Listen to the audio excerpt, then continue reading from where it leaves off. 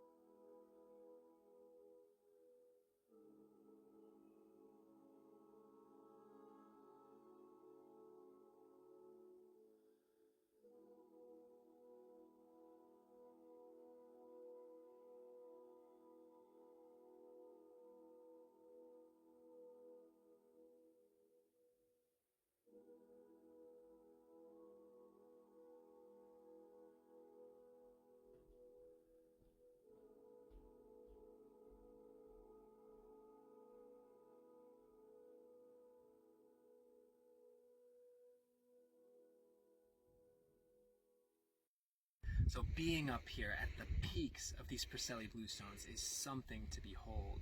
They're like these castle spires, church spires, almost like they're being thrust out of the ground. And I can see how the ancient peoples, just the way they looked alone, would have revered these stones at this place. And what I love most is when we start to look at the stones themselves. So when I tune into the stone and actually look at it, you can see all the different makeups of all the different minerals.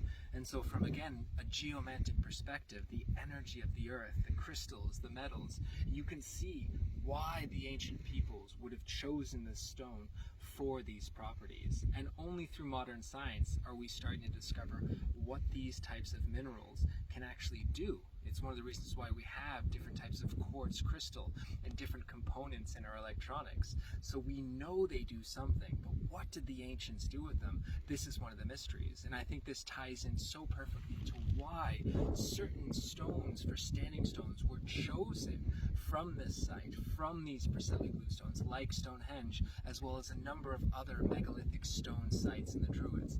And most importantly, you can feel it in your body.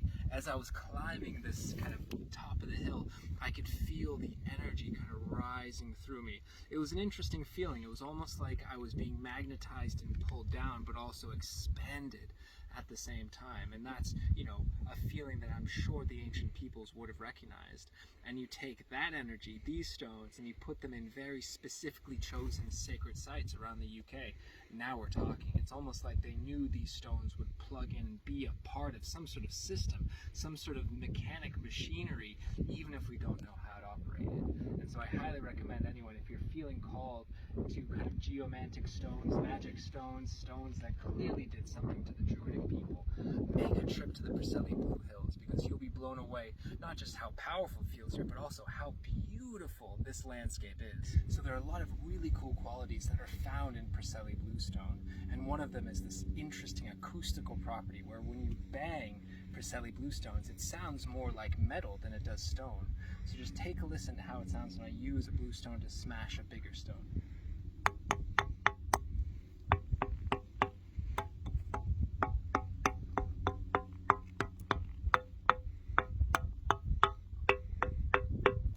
Sounds like they're hollow. It's very strange, and depending on the shape and size and places where you strike the stone, you can get different tones, almost different music. And I wonder if this played a part in why the Druids chose this stone, if even acoustically there's some interesting effects to be found here.